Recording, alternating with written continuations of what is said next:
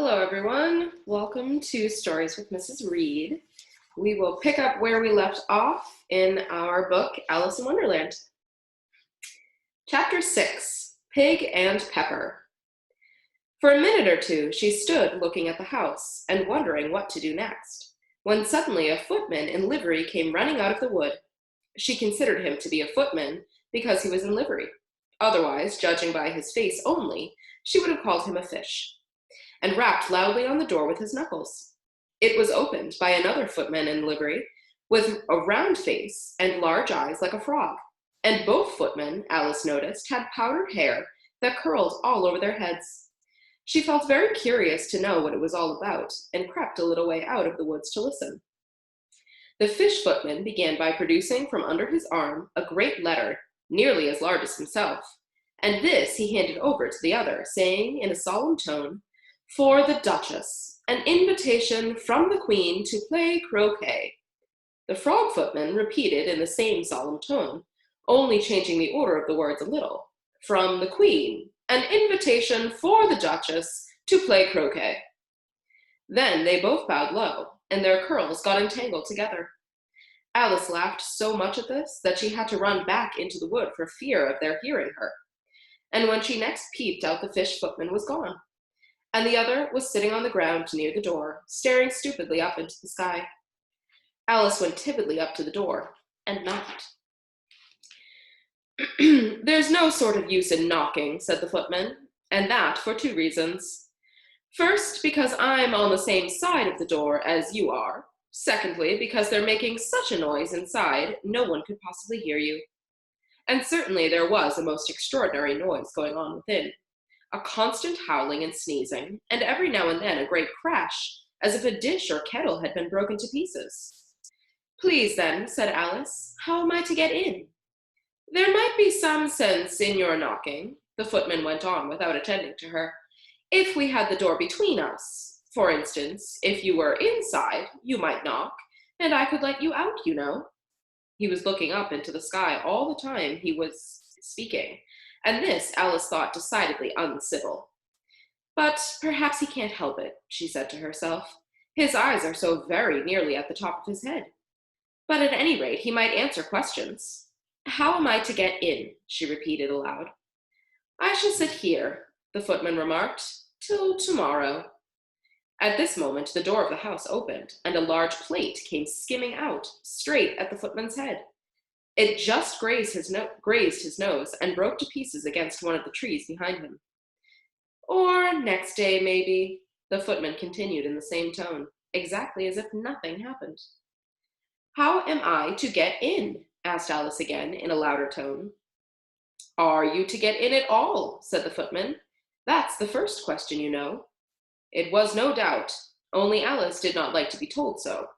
"It's really dreadful," she muttered to herself, "the way all the creatures argue. It's enough to drive one crazy." The footman seemed to think this a good opportunity for repeating his remark with variations. "I shall sit here," he said, "on and off, for days and days." "But what am I to do?" said Alice. "Anything you like," said the footman, and began whistling. "Well, there's no use in talking to him," said Alice desperately. "He's perfectly idiotic." And she opened the door and went in. The door led right into a large kitchen, which was full of smoke from one end to the other. The Duchess was sitting on a three-legged stool in the middle, nursing a baby. The cook was leaning over the fire, stirring a large cauldron, which seemed to be full of soup. "There's certainly too much pepper in that soup," Alice said to herself, as well as she could for sneezing. There was certainly too much of it in the air. Even the Duchess sneezed occasionally, and as for the baby, it was sneezing and howling alternately without a moment's pause. The only things in the kitchen that did not sneeze were the cook and the large cat, which was sitting on the hearth and grinning from ear to ear. "Please, would you tell me," said Alice, a little timidly, for she was not quite sure whether it was good manners for her to speak first, "why your cat grins like that?" "It's a Cheshire cat," said the Duchess. "That's why." "Pig!" She said the last word with such sudden violence that Alice quite jumped. But she saw in another moment that it was addressed to the baby, and not to her, so she took courage and went on again. I didn't know that Cheshire cats always grinned. In fact, I didn't know that cats could grin. They all can, said the Duchess, and most of them do. I don't know of any that do, Alice said very politely, feeling quite pleased to have gotten into a conversation. You don't know much, said the Duchess, and that's a fact. Alice did not at all like the tone of this remark, and thought it would be as well to introduce some other subject of conversation. While she was trying to on one, the cook took the cauldron of soup off the fire, and at once set to work throwing everything within her reach at the Duchess and the baby.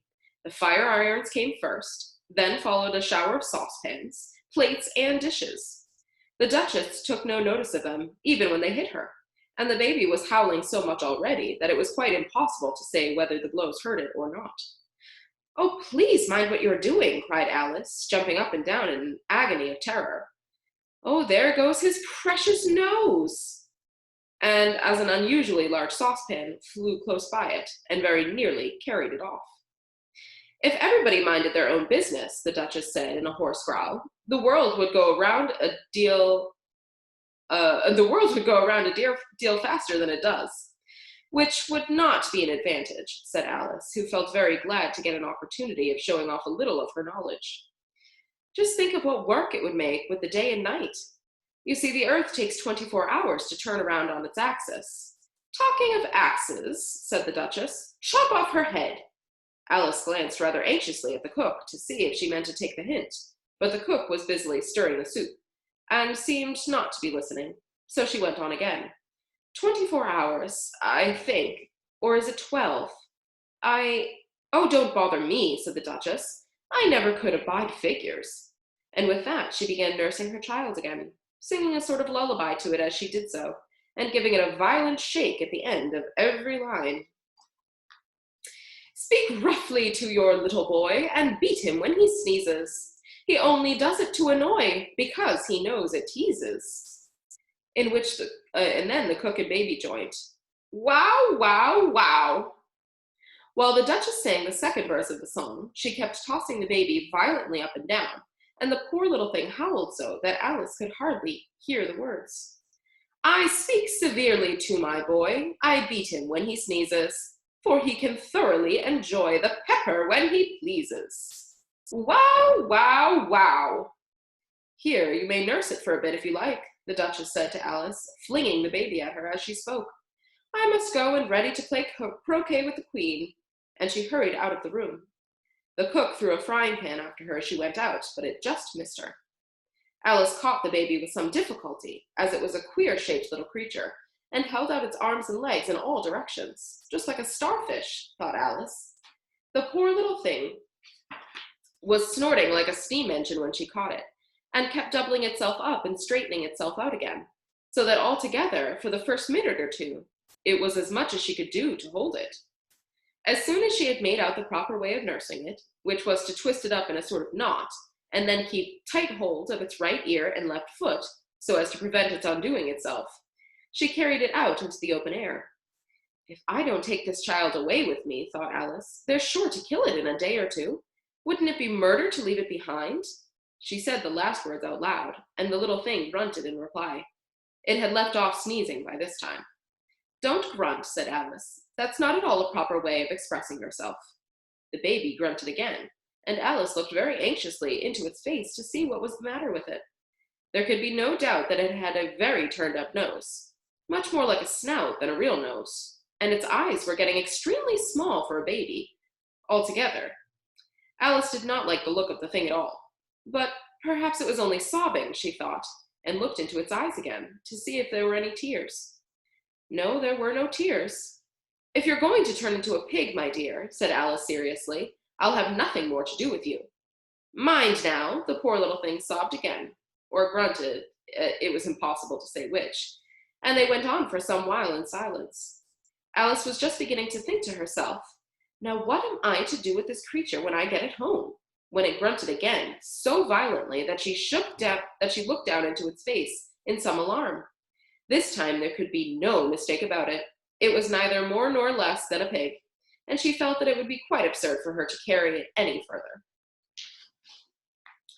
So she set the little creature down and felt quite relieved to see it trot away quietly into the wood. If it had grown up, she said to herself, it would have made a dreadfully ugly child. But it makes a rather handsome pig, I think. And she began thinking over other children she knew who might do very well as pigs, and was just saying to herself, if one only knew the right way to change them, when she was a little startled by seeing the Cheshire Cat sitting on a bough of a tree a few yards off. The cat only grinned when it saw Alice. It looked good-natured, she thought. Still, it had very long claws and a great many teeth, so she felt it ought to be treated with respect. Cheshire Puss, she began, rather timidly, as she did not at all know whether it would like the name. However, it only grinned a little wider. Come, it's pleased so far, thought Alice, and she went on. Would you tell me, please, which way I ought to go from here? That depends a good deal on where you want to get to, said the cat. I don't much care where, said Alice. And then it doesn't matter which way you go, said the cat. So long as I get somewhere, Alice added as an explanation. Oh, you're sure to do that, said the cat, if you only walk long enough. Alice felt that this could not be denied, so she tried another question. What sort of people live about here?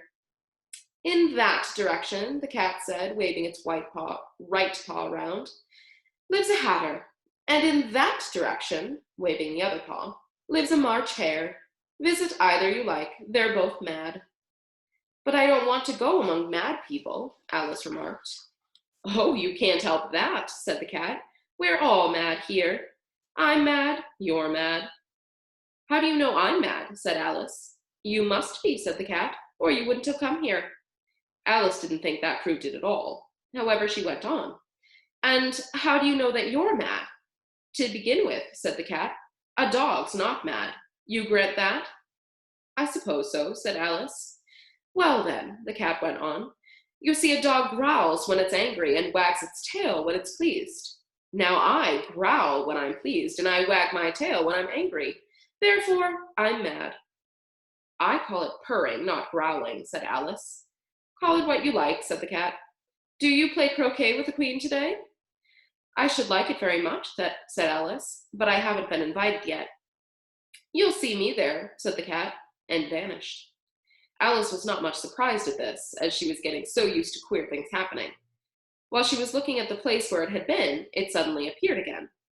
By the by, what became of the baby? Said the cat. I'd nearly forgotten to ask.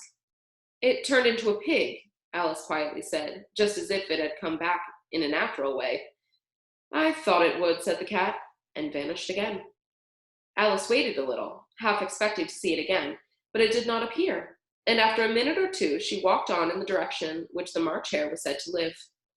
I've seen hatters before, she said to herself.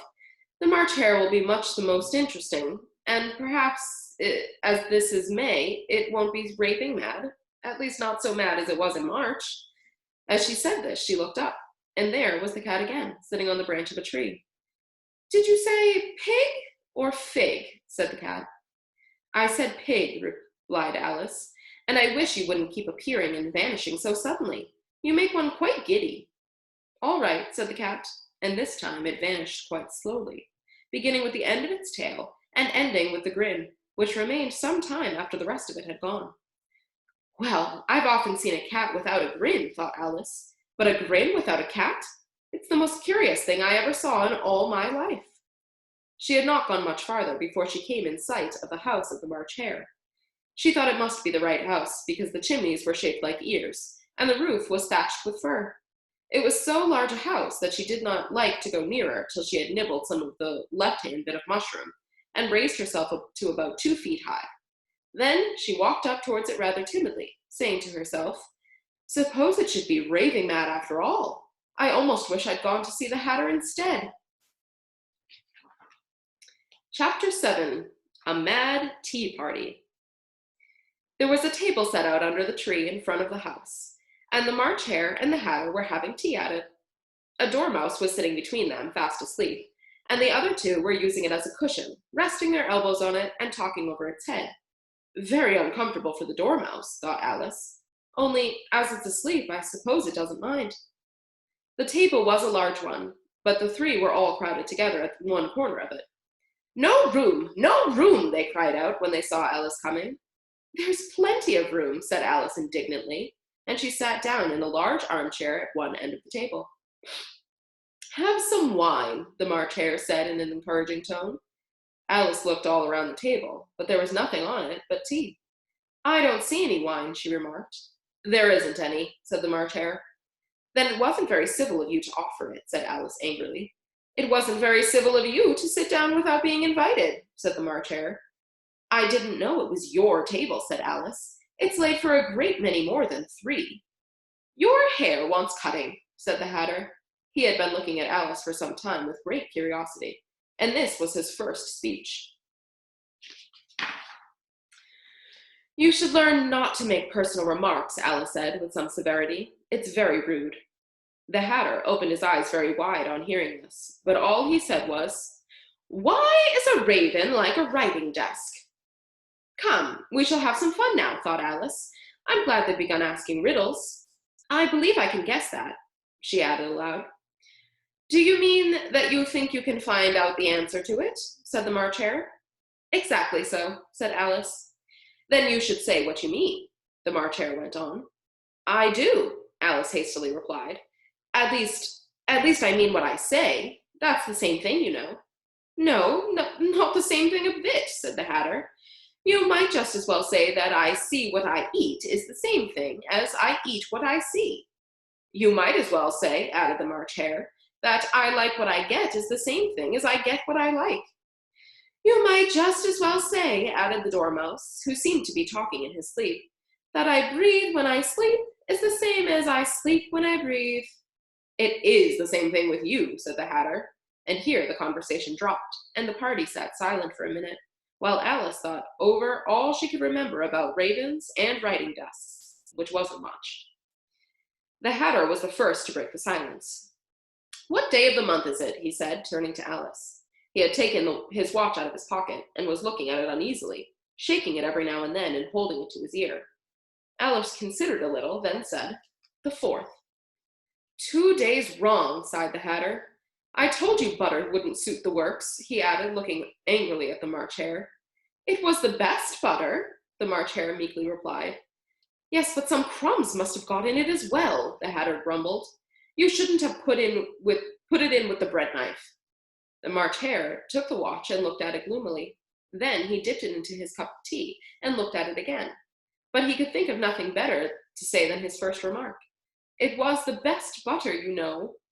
Alice had been looking over his shoulder with some curiosity. What a funny watch, she remarked. It tells the day of the month and doesn't tell what o'clock it is? Why should it? Muttered the Hatter. Does your watch tell you what year it is? Of course not, Alice repeated very readily. But that's because it stays the same year for such a long time altogether. Which is just the case with mine, said the Hatter. Alice felt dreadfully puzzled. The Hatter's remark seemed to have no sort of meaning in it, and yet it was certainly English. I don't quite understand you, she said, as politely as she could. The Dormouse is asleep again, said the Hatter, and he poured a little hot tea upon its nose. The Dormouse shook its head impatiently, and said, without opening its eyes, Of course. Just what I was going to remark myself. Have you guessed the riddle yet? The Hatter said, turning to Alice again. No, I give it up, Alice replied. What's the answer? I haven't the slightest idea, said the Hatter. Nor I, said the March Hare. Alice sighed wearily. I think you might do something better with the time, she said, than waste it in asking riddles that have no answers. If you knew time as I do, said the Hatter, you wouldn't talk about wasting it. It's him. I don't know what you mean, said Alice. Of course you don't, the Hatter said, tossing his head contemptuously. I dare say you never even spoke to time. Perhaps not, Alice cautiously replied. But I know I have to beat time when I learn music. Ah, that accounts for it, said the Hatter. He won't stand beating. Now, if you only kept on good terms with him, he'd do almost anything you liked with the clock. For instance, suppose it were 9 o'clock in the morning, just time to begin lessons. You'd only have to whisper a hint at time, and round goes the clock in a twinkling. 1:30, time for dinner. I only wish it was, the March Hare said to itself in a whisper. That would be grand, certainly, said Alice thoughtfully. But then I shouldn't be hungry for it, you know. Not at first, perhaps, said the Hatter, but you could keep it to 1:30 as long as you liked. Is that the way you manage? Alice asked. The Hatter shook his head mournfully. Not I, he repeated. We quarreled last March, just before he went mad, you know, pointing with his teaspoon at the March hare. It was at the great concert given by the Queen of Hearts, and I had to sing, Twinkle, twinkle, little bat, how I wonder where you're at. You know the song, perhaps? I've heard something like it, said Alice. It goes on, you know, the Hatter continued, in this way. Up above the world you fly, like a tea tray in the sky. Twinkle, twinkle. Here the Dormouse shook itself and began singing in its sleep. Twinkle, twinkle, twinkle, twinkle, and went on so long that they had to pinch it to make it stop. Well, I'd hardly finished the first verse, said the Hatter, when the Queen jumped up and bawled out, He's murdering the time! Off with his head! How dreadfully savage! Exclaimed Alice. And ever since that, the Hatter went on in a mournful tone, he won't do a thing I ask. It's always 6:00 now. A bright idea came into Alice's head. Is that the reason so many tea things are put out here? She asked. Yes, that's it, the Hatter said with a sigh. It's always tea time, and we've no time to wash the things between whiles.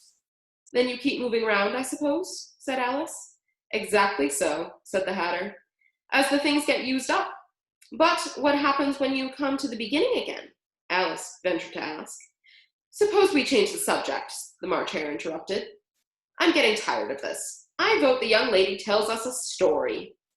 I'm afraid I don't know one, said Alice, rather alarmed at the proposal.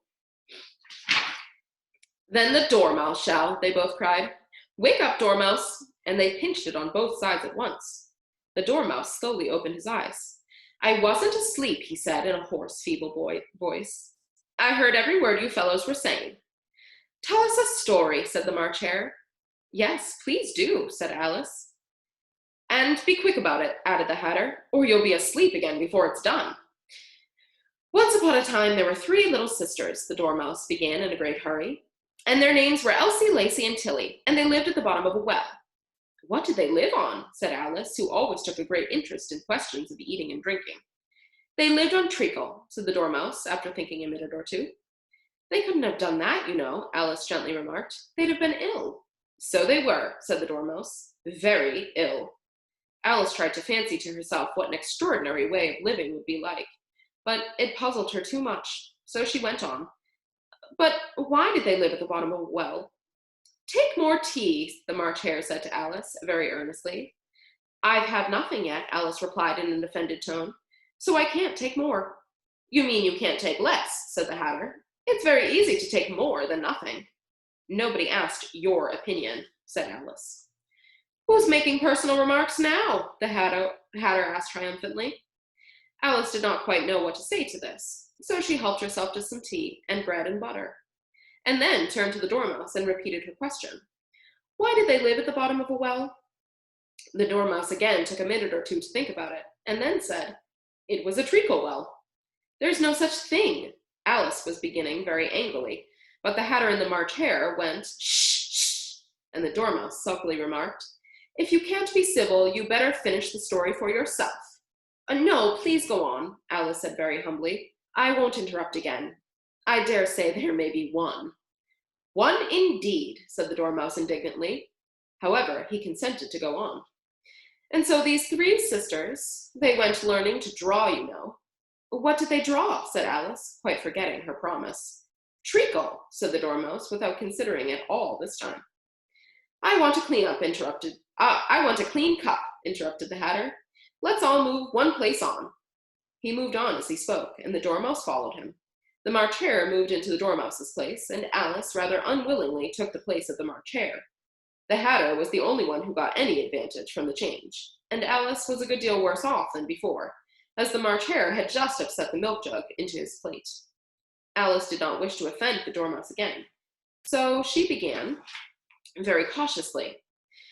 But I don't understand. Where did they draw the treacle from? You can draw water out of a water well, said the Hatter, so I should think you could draw a treacle out of a treacle well. But they were in the well. Alice said to the Dormouse, not choosing to notice this last remark. Of course they were, said the Dormouse. Well in. This answer so confused poor Alice that she let the Dormouse go on for some time without interrupting it. They were learning to draw, the Dormouse went on, yawning and rubbing his eyes, for it was getting very sleepy. And they drew all manner of things, everything that begins with an M. Why an M? Said Alice. Why not? Said the March Hare. Alice was silent. The Dormouse had to close its eyes by this time, and was going off into a doze. But on being pinched by the Hatter, it woke up again with a little shriek and went on. That begins with an M, such as mousetraps, and the moon, and memory, and muchness. You know, you say things are much of muchness. Did you ever see such a thing as a drawing of muchness? Really, now you ask me, said Alice, very much confused. I don't think. Then you shouldn't talk, said the Hatter. This piece of rudeness was more than Alice could bear. She got up in great disgust and walked off. The Dormouse fell asleep instantly, and neither of the others took the least notice of her going, though she looked back once or twice, half hoping that they would call after her. The last time she saw them, they were trying to put Dormouse into the teapot. At any rate, I'll never go there again, said Alice as she picked her way through the wood. It's the stupidest tea party I ever was at in my life.